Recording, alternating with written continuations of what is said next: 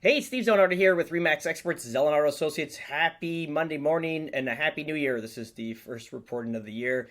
Let's talk about inventory because we had a big shock with inventory. We're down to such extreme levels, which is great going into January. This is going to be a hot year. We're already starting to unload properties, pick up new listings, and the activities there, even showings on other properties.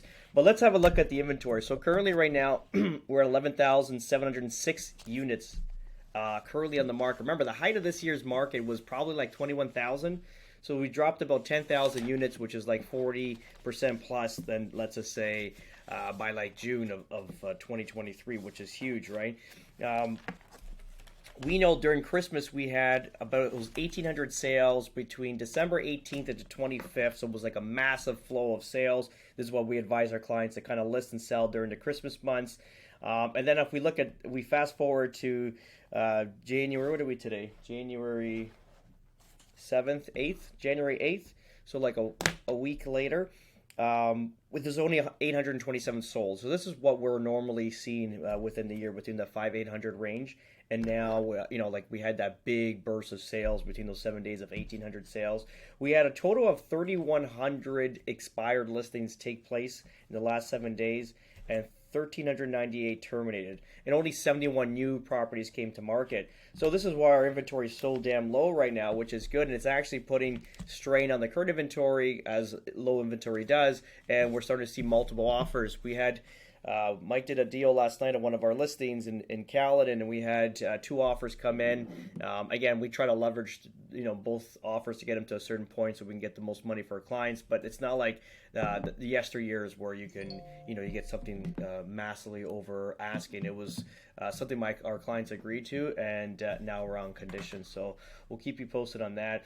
But let's just say when we started the descend down from Toronto into Florida on the drive down, I did two deals in the car right through Virginia and West Virginia. And then when we got into town, we did a deal right away.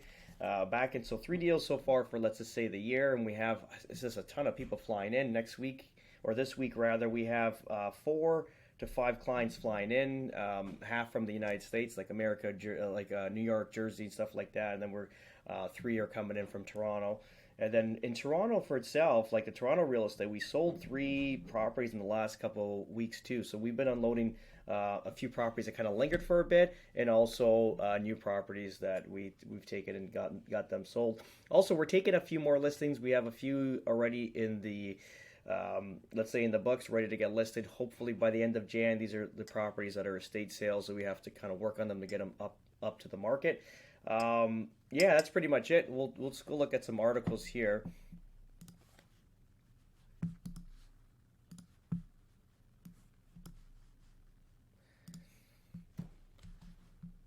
So this is an interesting article because this is what we were saying. We kind of felt it like going into Christmas. It goes, we're going to be a big punch. I was saying it's going to be a big punch going into the first quarter of January. Again, federal election. This is obviously all stage 2, which is great. This whatever happened in the last, let's say, a month, nothing's really happened to kind of help Canadians out with their debt loads. Let's just say that. So nothing really physically happened. It's all optimism in the news. It's the media pumping information, and this is giving some light at the end of the tunnel for a lot of current homeowners that have mortgages. So what they're saying is they're obviously going to reduce the rates down. Like their policy rates down like 1 to 1.5%. This article says, and here in America is about the same. They're talking about 1.25.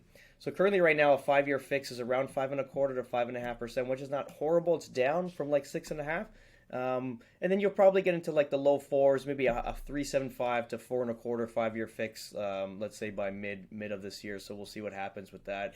I'm just curious because I think ultimately, if we kept the mortgage rates at that consistent between 3% plus, like 3 to 4.25, we have such a stable market. We have like incremental, evaluations on property or appreciations on property. Won't have that massive spike because people won't really be like crazy bidding on everything. It'll be more like strategically placed purchases, and it's not that massive amount of free money going out and then people are just spending it and it's raising prices or inflation for no reasons, and that inflation obviously correlates into value of a property. So here, let's read this. So Toronto's latest real estate figures suggest the housing market may be in the midst of a rebound, according to Desjardins economist, though he cautions the full impact of the elevated rates has yet to play out. So that's what he said. So obviously, what I was saying is optimism, but the Canadian debt has not been fixed. So there's obviously still a lot of issues there. New data from Toronto Regional Real Estate Board shows the city saw 3,400 sales in December, an 11.5% climb compared to a year ago. Again, this is what we told our clients to list and sell in December. This is, a written article by the BNN. The average home price for a home climbed about 3.2% to an average of $1,084,000.